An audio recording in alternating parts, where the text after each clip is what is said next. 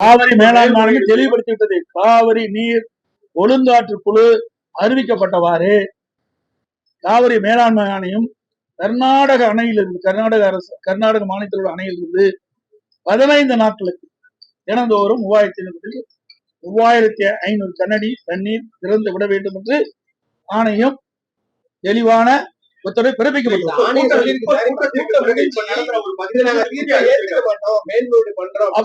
சரி, இப்படி இருக்கின்ற நிலையில இப்ப 80 டிஎம்சி தண்ணி கர்நாடக அணையில் இருக்குது. இந்த சூழ்நிலையை தண்ணி கொடுக்க மறுக்கிறாங்க. அப்படி மேகதாதுவில் அணை கட்டப்பட்டு விட்டால் குடிப்பதற்கு கூட தண்ணீர் இல்லாம போயிடும் தமிழ்நாட்டில். அதனாலதான் நாங்க சொல்றோம், சட்ட ரீதியாக ஏற்கனவே உச்ச நீதிமன்றம் அளித்த தீர்ப்பின்படி காவிரியின் குறுக்கே எந்த ஒரு திட்டத்தை நிறைவேற்றப்பட வேண்டும் என்றாலும் கீழ்ப்படுகை மாநிலத்துடைய அனுமதி இல்லாமல் மேல்படுகை மாநிலம் எந்த ஒரு திட்டத்தை மேற்கொள்ளக்கூடாது என்று தெளிவான தீர்ப்பை உச்ச நீதிமன்றம் வழங்கி இருக்கிறது. அதைத்தான் நாம் வலியுறுத்திட்டு இருக்கிறோம். அதே மாதிரி தமிழகத்தில் இருக்க டெல்டா பகுதியில கடும் வறட்சி இருக்கு. அவர் இந்த கர்நாடக முதலமைச்சரை கூப்பிட்டு வந்து விஜய் இந்த மாதிரி இது எதுக்கு தேவை? ஏற்கனவே 1986ஆம் ஆண்டிலிருந்து 2018ஆம் ஆண்டு சட்ட போராட்டம் நடத்தி தெளிவான தீர்ப்பு வாங்கி இருக்கிறோம். உச்ச நீதிமன்றத்துல தமிழ்நாடு அரசின் சார்பாக 13 நாட்கள் வாதம் நடைபெற்றது. கேரளா மாநிலத்தில் கர்நாடக மாநில சார்பாக 9 நாட்கள் விவாதம் நடைபெற்றது. கேரளா மாநில சார்பாக 3 நாட்கள் விவாதம் நடைபெற்றது. பாண்டிச்சேரி 1 நாள் நடைபெற்றது. நடுவர் மன்ற தீர்ப்பை ஒட்டி உச்ச நீதிமன்றம் அழகான தீர்ப்பை கொடுக்கப்பட்டுவிட்டது. இந்த தீர்ப்பு 15 ஆண்டுகளுக்கு செல்லும். அப்படி இருக்கின்ற பொழுது ஏன் மீண்டும் மீண்டும் இந்த பிரச்சனையை உருவாக்கி கொண்டிருக்கிறது? இன்றைக்கு கர்நாடகத்தில் இருக்கின்ற யார் முதலமைச்சராக வந்தாலும் தமிழ்நாட்டுக்கு தண்ணீர் கொடுக்க மறுப்பது வன்மையாக கண்டிக்கத்தக்கது.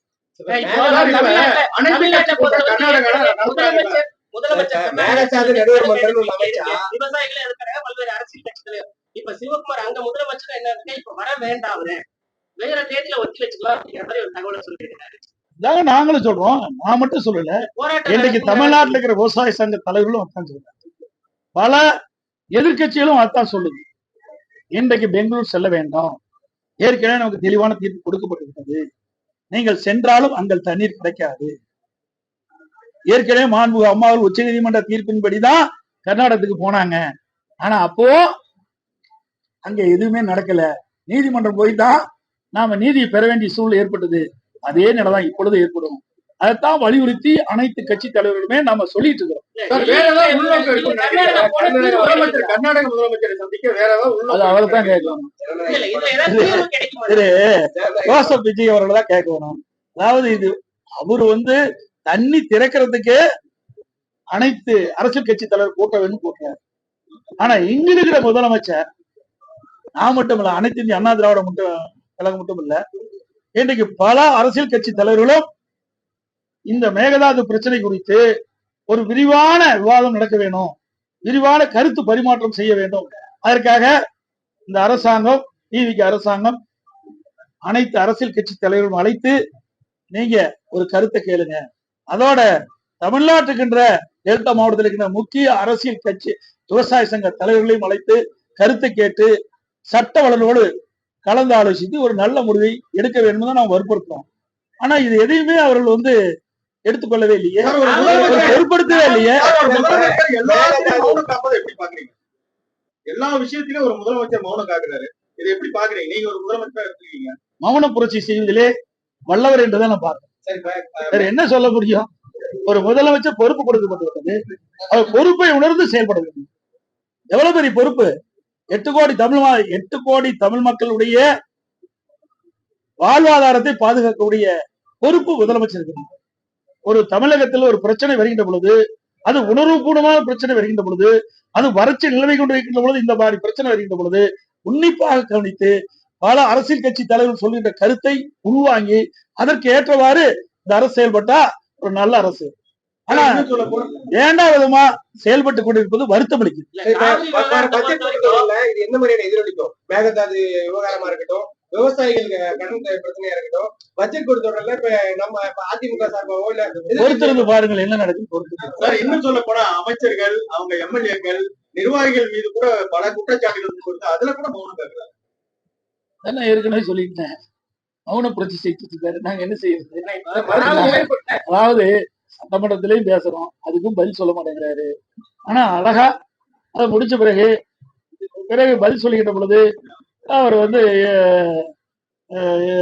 பதில் எப்படி சொல்றான்னு உங்களுக்கு எல்லாத்துக்கும் தெரியும். அதுக்குள்ள நான் போக விரும்பல. ஆனா இதுக்கு முந்தி இருக்கின்ற முதலமைச்சர்கள் அனைவருமே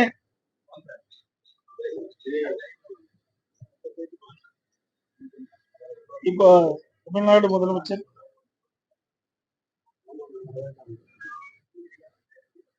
நீங்க சொன்ன மாதிரி இப்பதான் சொல்றாங்க, பார்த்துட்டு சொல்றாங்க, தமிழ்நாடு முதலமைச்சரை கர்நாடகத்துக்கு வர வேண்டாம் என்று அங்க இருக்கின்ற முதலமைச்சர் வலியுறுத்திட்டு இருக்காங்க. என்ன அவருக்கு இருக்கிற மீது கூட இவருக்கு இல்லை என்பதுதான் எனக்கு கருத்து. ஏன்னா இது சரியா தவறா அவங்க ஒரு தீர்ப்பு கொடுக்கப்பட்டிருக்காங்க. 15 ஆண்டுகளுக்கு இந்த தீர்ப்பு உச்ச நீதிமன்றம் காவிரி நதிநீர் பிரச்சனை குறித்து தெளிவான தீர்ப்பு கொடுக்கப்பட்டது. இந்த தீர்ப்பு 15 ஆண்டுகள் நடைமுறையில் இருக்கும் சொல்லிவிட்டது. அதுக்கு மேல நம்ம ஏன் அதையும் சொல்லிட்டு போனா கர்நாடகாவில் இருக்க அரசியல் கட்சி எல்லாருக்கிட்டையும் ஒரு ஒற்றுமை இருக்கு. இங்க தமிழ்நாட்டுல அப்படி இருக்கிறது இல்ல அப்படின்னு விவசாயிகள் சொல்லக்கூடிய ஒரு குற்றச்சாட்டாவே இருக்கு. இது எப்ப சரியா? அதாவது அம்மா இருக்குமோ சரி, நாங்கள் இருக்கும்போது அனைத்து இந்திய அண்ணா திராவிட முன்னேற்ற கழகத்தை பொறுத்த வரைக்கும் இப்படி ஒரு உணர்வுபூர்வமான பிரச்சனை, சென்சிட்டிவ் பிரச்சனை வரும்போது அனைத்து கட்சி தலைவர்களும் அழைத்து பேசி ஒரு தீர்வு காணும். இதுக்கு முன்னாடி அப்படித்தான் நடந்தது. ஆனா இந்த அரசு ஏன் மறுக்குதுன்னு எங்களுக்கு தெரியல. நீதிமன்ற அவமதிப்படுத்துவது, காவிரி தீர்ப்பை அவமதிப்படுறது தொடர்றதுக்கு அனைத்து கட்சியும் வலியுறுத்துவீங்களா? நீங்க தமிழக அரசு வலியுறுத்த வாய்ப்பு இருக்கா? சார் அதான் அனைத்து கட்சி கூட்டத்தை கூட்ட மாட்டேங்கிறாரு. அப்படி எங்க போய் வலியுறுத்த முடியும்? கூட்டினா தானே அடுத்த பிரச்சனைக்கு போக முடியும். சார் இப்ப நெல் விளைச்சல் குறைவால் ஏற்கனவே இப்ப ஒரு 30 ரூபா ஒரு அரிசிக்கு விலை ஏறி இருக்குங்க. இன்னும் குறுவை சாகுபடி நமக்கு குறைய வாய்ப்பு இருக்கு. இந்த மாதிரி நிலையில பல்வேறு அந்த நெல் ஆலைகள்லாம் மூடப்பட்டிருக்கு. இப்ப என்னென்ன பண்ணுவாங்க சார் தமிழக அரசு? இந்த கேள்வி அவருக்கு என்ன பண்ணுவீங்க? நாங்க இது மாதிரி விட மாட்டோம் சார். வறட்சி வருகின்ற பொழுது அந்த வறட்சியை எப்படி கையாள வேண்டும், அந்த வறட்சியால் மக்கள் எப்படி பாதிக்கிறாங்க, விவசாயிகள் எப்படி பாதிக்கிறாங்க, விவசாய தொழிலாளர் எப்படி பாக்குறாங்க, பொதுமக்கள் எப்படி பாதிக்கிறாங்க, இதையெல்லாம் கண்டறிந்து அதுக்கு தேவையான முன்னேற்பாடு நடவடிக்கை நாங்க இருப்போம். இதே 2014 வறட்சி வந்தது. வறட்சி வருகின்ற பொழுது எந்தெந்த மாவட்டத்தில் வறட்சி அதிகமாக பாதிக்கிறது, எந்தெந்த மாவட்டத்தில் நிலத்தடி நீர் குறைவாக இருக்கின்றது, எந்தெந்த மாவட்டத்தில் குடிநீர் பிரச்சனை ஏற்படுது, இதையெல்லாம் ஆய்வு செய்து அதற்கு ஏற்றவாறு நாங்கள் நடவடிக்கை எடுக்கோம். இன்றைக்கு சென்னை மாநகரத்துல தண்ணியே இல்லாம நாங்க ரயில்ல கொண்டு தண்ணி கொடுத்தோம். இன்றைக்கும் அதே மாதிரி வரப்போகுது. ஆனால் இந்த அரசு கும்பகரணம் போல் தூங்கிட்டு அடுத்து இன்னொரு பிரச்சனை, மருத்துவ படிப்புல 151 சீட்டு நம்ம இழந்திருக்கோம். அதுக்கு அந்த தலைமை நீதி வழக்கறிஞர் நியமிக்காத ஒரு காரணம் சொல்றாங்க. இது எப்படி பாக்குறீங்க? 151 சீட்டு பறிப்பேருக்கு. ஆமா, இது சூப்பர் ஸ்பெஷாலிட்டி சிறப்பு மருத்துவம். இது உண்மையா வேதனை இருக்குது. இதுக்கெல்லாம் ஒரு அரசு முன்னேற்பாட செய்து நமக்கு கிடைக்க வேண்டிய நம்முடைய மருத்துவர்கள் சூப்பர் ஸ்பெஷாலிட்டி வரும்போது நமக்கு நல்ல ஒரு மருத்துவ சிகிச்சை கிடைக்கும். அதை இழந்தது வருத்தம் தருது. இது வழக்கறிஞர் நியமிக்காதனாலே இது நமக்கு கிடைக்காம போயிருக்கு உச்ச நீதிமன்றத்துல வாதாடுறதுக்கு. இது எப்படியான இதா பாக்குறீங்க? இந்த அரசாங்கம் ஒரு கையிலாத அரசாங்கம் என்பதற்கு இதுதான் ஒரு அரசாங்கம் விழிப்போடுதுன்னு செயல்படுது. இன்றைக்கு தமிழகத்தில் ஒவ்வொரு பிரச்சனையும் சரியான முறையில் கையாண்டாதான் இருக்கணும். கூட அரசு வழக்கில் நியமனம் செய்வதில் பத்திரிகை ஊடகத்தில் வெளியிட்டிருக்கு. டிவிகே கட்சி சேர்ந்த ஒரு பெண் வழக்கறிஞர் இன்றைக்கு இந்த அரசு வழக்கில் நியமனம் செய்வதில் இன்றைக்கு லஞ்சம் மாறுதாக சொல்லிட்டு இருக்கிறாங்க. இந்த தகவல் தான் பத்திரிகையில ஊடகத்துல வந்திருக்குது. அந்த டிவிகே கட்சி சேர்ந்த வழக்கறிஞர் கூட அந்த கட்சியிலிருந்து நீக்கிட்டாங்க. இந்த அரசாங்கம் முன்கூட்டியே திட்டமிட்டு செயல்படுறது. ஏன்னா அரசு வழக்கிலே பல நீதிமன்றத்தில் இல்லை என்று எனக்கு வந்த தகவல். மின்சார உயர்வு தாறுமாறா ஏறி இருக்கிறதா பொதுமக்கள் தொடர்ந்து கும்பிடுறாங்க. இன்னொன்னு இதுக்கு காரணம் என்ன? நிர்வாக கோளாறு காரணம். இன்னைக்கு அமைச்சர் கேட்டா இன்றைக்கு இந்த மாதம் எங்களுக்கு மின் கட்டணம் அதிகமாயிட்டு மக்கள் குறிப்பிட்டா அடுத்த மாசம் கழிச்சுட்டு தவறான தகவல், தவறான பதில் அல்லவா? ஆக என்ன தவறு நடந்திருக்குது, அந்த தவறை சரி செய்யப்படும், அல்லது தவறு செய்யும் நடவடிக்கை எடுக்கப்படும் என்ற பதில் தான் சரியான பதில். அதில் விட்டுட்டு தவறு செயல்களை காப்பாற்றிட்டு வருமாக அவருடைய பதில் இதுக்கு மஞ்சள் எல்லாம் கரண்ட் பில் எடுக்கலையா? ஏன்னா இவர் வந்த பிறகுதான் மின்சாரமே வந்த மாதிரியும் ரீடிங் எடுக்கிற மாதிரி இருக்குதா? ஏற்கனவே காலங்காலமாக மின் கட்டணத்தை கணக்கிட்டு இருக்கிறாங்க. அப்பெல்லாம் சரியா இருக்கும்போது ஏன் இந்த மின் கட்டணத்துல கோளாறு இருந்தது? அதை இவர்கள் உரிய நடவடிக்கை எடுக்க வேணும். அதுக்கு பதிலா நீங்க அதிகமா பணம் கட்டிருக்கீங்க, மின் கட்டணம் அதிகமா கட்டிருக்கீங்க, அடுத்த மாசம் அதை கழிச்சுக்கலாம்னு சொன்னா அது எப்படியான பொருத்தமான பதிலா? சரியில்லாத பதில். எந்த அனைத்து ஊடகங்களுக்கும் பத்திரிகைகளுக்கும் நன்றி, வணக்கம். தமிழ்நாட்டிலிருந்து வருகின்ற முதலமைச்சரை நாங்கள் வரவேற்போம், அதற்கு உண்டான மரியாதையெல்லாம் கொடுப்போம். அதோடு தயாராக ஒரு ஹெலிகாப்டரை தயார் செய்து வைத்திருக்கின்றோம். அவர் அந்த ஹெலிகாப்டரில் ஏறி இன்றைக்கு கர்நாடகத்தை சுற்றி பார்க்க வேண்டும், அதற்கு பிறகு அவர் கருத்து சொல்ல வேண்டும் என்று அதில் தெரிவித்திருக்கின்றார். அப்படி என்றால் அவர் தண்ணீர் கொடுக்க மாட்டேன் என்பதுதான் பொருள். அது மட்டுமல்ல, காவிரி நீர் ஒழுங்காற்று குழு ஒரு உத்தரவை பிறப்பித்தது. தமிழ்நாட்டிற்கு 15 நாளுக்கு தினந்தோறும் 3500 டிஎம்சி தண்ணீர் கர்நாடக அணையிலிருந்து காவிரிக்கு தண்ணீர் திறந்துவிட வேண்டும் என்று உத்தரவு பிறப்பிக்கப்பட்டிருந்தது. நேற்றைய தினம் காவிரி மேலாண்மை ஆணையம் அதை உறுதிப்படுத்தியுள்ளது. ஆனால் இன்றைக்கு கர்நாடகத்தில் இருக்கின்ற முதலமைச்சர் மரியாதைக்குரிய திரு சிவகுமார் அவர்கள் காவிரி மேலாண்மை ஆணைய உத்தரவை நாங்கள் நிறைவேற்றப்பட மாட்டோம் என்று ஒரு கருத்தை தெரிவித்து விட்டுள்ளாமல், இது குறித்து கர்நாடகத்தில் இருக்கின்ற அனைத்து கட்சி தலைவருடைய கூட்டத்தை கூட்டி ஆலோசனை பெற்று அதற்கு பிறகுதான் முடிவு அறிவிக்கப்படும் என்று அறிவித்திருக்கின்றார். அதே போல்தான் நான் ஏற்கனவே 31/7/2022 நான் ஒரு அறிக்கை வெளியிட்டேன். அப்பொழுதே நான் தெளிவுபடுத்தியிருக்கின்றேன். இன்றைக்கு மேகதாது பிரச்சனை என்பது ஒரு உணர்வுபூர்வமான பிரச்சனை. இந்த பிரச்சனை குறித்து தமிழ்நாட்டில் இருக்கின்ற அனைத்து கட்சி தலைவருடைய கூட்டத்தை கூட்டப்பட வேண்டும். அதோட தமிழ்நாட்டில் இருக்கின்ற டெல்டா மாவட்டத்தில் இருக்கின்ற முக்கிய விவசாய சங்கத்தினுடைய பிரதிநிதிகளை அழைத்து அவருடைய கருத்துக்களையும் கேட்டறிந்து பிறகு சட்டங்களோடு கலந்து பேசி இதுக்கு ஒரு நல்ல தீர்வு காண வேண்டும் என்று வலியுறுத்தினோம். நான் சொன்ன கருத்தின் போலே பல்வேறு அரசியல் கட்சி தலைவர்களும் கருத்தை தெரிவித்திருக்கிறார்கள். ஆனால் இதுவரை தமிழக முதலமைச்சர் வாய் திறந்து இதற்கு பதில் சொல்லவில்லை. இதுதான் தற்போது நிலைமை. ஆகவே இது உணர்வுபூர்வமான பிரச்சனை. இன்னைக்கு விவசாயியோட வாழ்வாதார பிரச்சனை என்பதை இந்த அரசு உணர வேண்டும். அதோடு 2026 சட்டமன்ற பொதுத் தேர்தலின் போது தமிழக வெற்றி கழகத்தின் சார்பாக இன்றைய முதலமைச்சர் அவர்கள் அவருடைய கட்சியினுடைய தேர்தல் அறிக்கையிலே குறிப்பிட்டிருந்தார். தமிழக வெற்றி கழகம் ஆட்சிக்கு வந்தால் விவசாயிகள் வாங்கிய, அதாவது விவசாயிகள் தொடக்க வேளாண் கூட்டுறவு சங்கத்தில் வாங்கிய பயிர்க்கடன், சிறு குறு விவசாயிகள் 5 ஏக்கருக்குள் இருக்கின்ற விவசாயிகளுக்கு அவர் வாங்கிய கடன் முழுவதும் தள்ளுபடி செய்யப்படும். 5 ஏக்கருக்கு மேல் நிலம் வைத்திருக்கின்ற விவசாயிகள் தொடக்க வேளாண் கூட்டுறவு கடன் சங்கத்தில் வாங்கிய பயிர்க்கடன் பாதி அளவு தள்ளுபடி செய்யப்படும் என்ற அறிவிப்பை கொடுத்திருக்கின்றார்கள். ஆனால் தற்போது அதற்கு மாறாக டிவிகே அரசாங்கம் சிறு குறு நடுத்தர விவசாயிகளுக்கு 5 ஏக்கர் குறைவாக இருக்கின்ற விவசாயிகளுக்கு 75,000 ரூபாய் வரை கடன் தள்ளுபடி செய்யப்படும். அதற்கு மேல் யார் கடன் வாங்கியிருந்தாலும் அந்த கடனில் பாதி 35,000 ரூபாய் தான் கடன் தள்ளுபடி செய்யப்படும் என்ற அறிவிப்பை வெளியிட்டிருக்கிறார்கள். விவசாயிகள் மிகுந்த அதிர்ச்சிக்குள்ளாகி இன்றைக்கு தமிழ்நாட்டில் இருக்கின்ற பல்வேறு விவசாய சங்கங்களும் விவசாயிகளும் ஆங்காங்கே போராட்டத்தை நடத்தி கொண்டிருக்கின்றார்கள். இன்றைய தினம் மழைப்பொழிவு குறைந்து விட்டது, வறட்சி நிலவிக் கொண்டிருக்கின்றது. டெல்டா மாவட்டத்தில் உள்ள விவசாயிகள் குறுவை சாகுபடி செய்ய முடியாத ஒரு நிலை. விவசாயிகளுக்கும் இன்றைக்கு வாழ்வாதாரம் பாதிக்கப்பட்டிருக்கிறது. விவசாயிகளுக்கு வாழ்வாதாரம் பாதிக்கப்பட்டிருக்கிறது.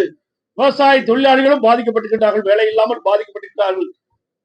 ஆக இந்த அரசு, அதாவது தமிழக வெற்றி கழக அரசு 2026 சட்டமன்ற பொதுத் தேர்தலில் விவசாயிகள் கொடுக்கப்பட்ட வாக்குறுதி நிறைவேற்றுகின்ற விதமாக வறட்சி நிலவுகின்ற காரணத்தினால் இன்றைக்கு பாசனத்திற்கும் காவிரியிலிருந்து தண்ணீர் கிடைக்காமல் டெல்டா இருக்கிற விவசாயிகள் கடுமையாக பாதிக்கப்பட்டிருக்கின்றார்கள்.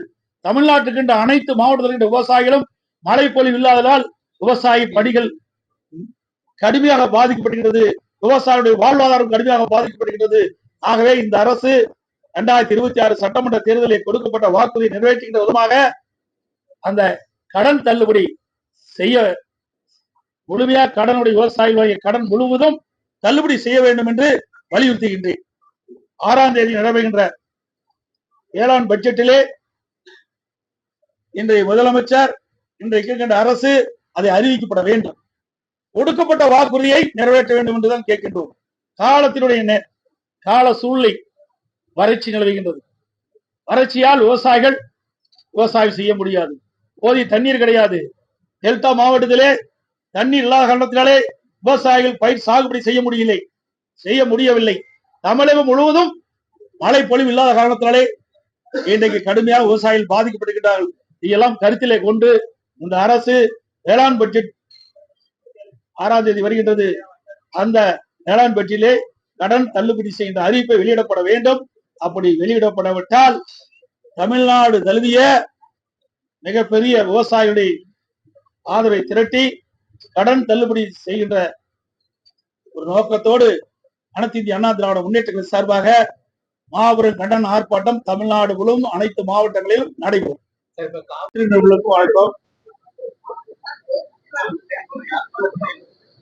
இன்றைக்கு காவிரியின் குறுக்கே கர்நாடக அரசு மேகதாது அணை கட்டுவது குறித்து பல்வேறு விமர்சனங்கள் பத்திரிகையிலும் ஊடகத்திலும் வந்து கொண்டிருக்கின்றன. அனைத்து இந்திய அண்ணா திராவிட முன்னேற்ற கழக அரசு இருக்கின்ற காலகட்டத்திலேயே, அதாவது 2018ஆம் ஆண்டே உச்ச நீதிமன்றம் காவிரி நதிநீர் பிரச்சனை குறித்து தெளிவான தீர்ப்பை வழங்கியுள்ளது. அந்த தீர்ப்பின்படி கர்நாடக அரசு ஒவ்வொரு ஆண்டும் தமிழ்நாட்டிற்கு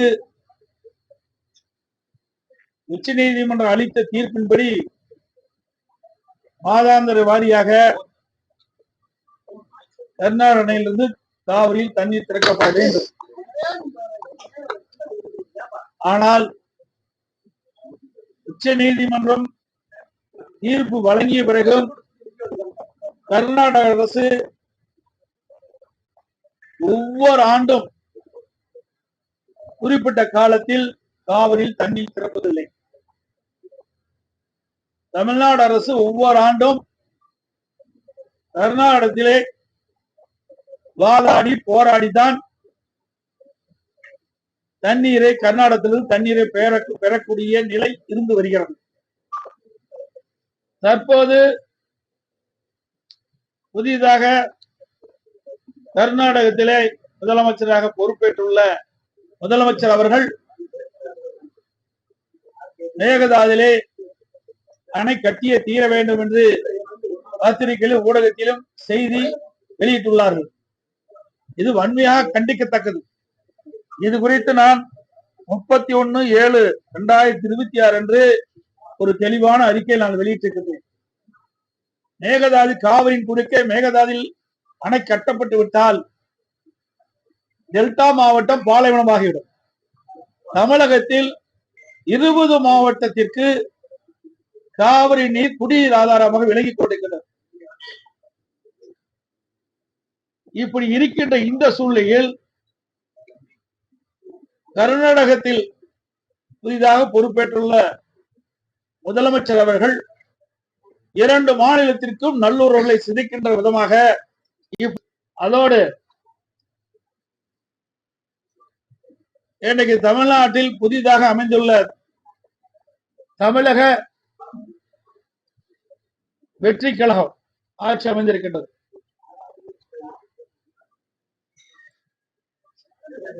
இந்த அரசு மேகதாதில் ஒரு தனி அரசின் தனி தீர்மானத்தை கொண்டு வந்தார்கள்.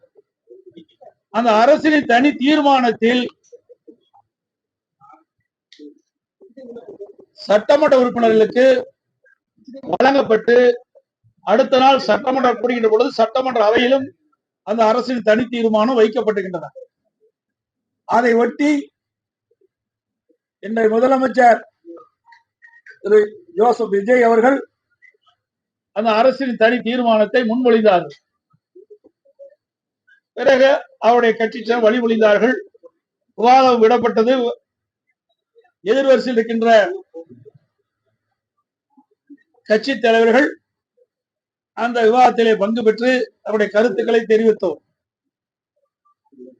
எதிர்க்கட்சி தலைவர் திரு உதயநிதி ஸ்டாலின் அவர்கள் பேசுகின்ற பொழுது ஒரு கருத்தை தெரிவித்தார்.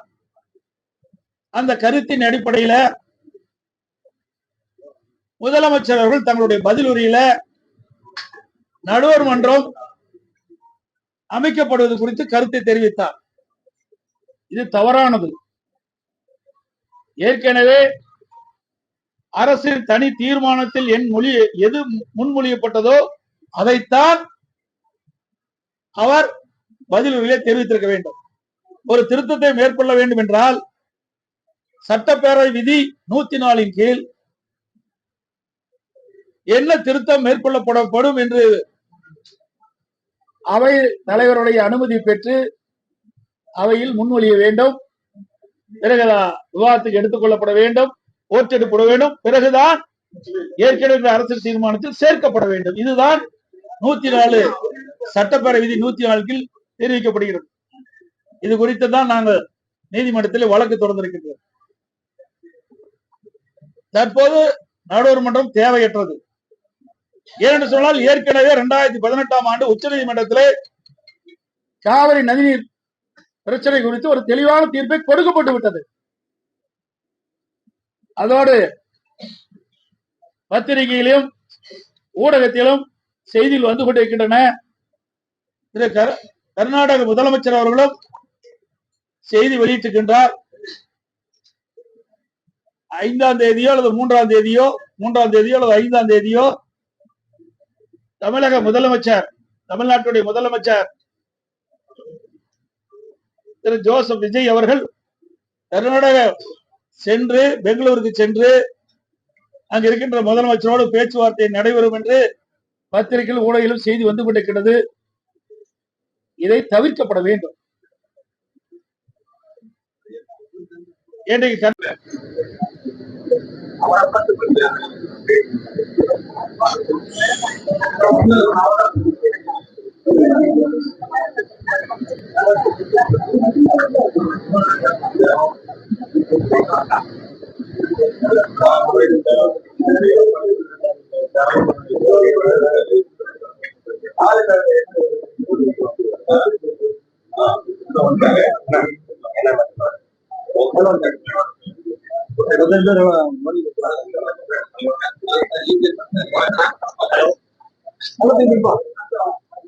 காவிரி மேலாண்மை ஆணையம் தெளிவுபடுத்திவிட்டது. காவிரி நீர்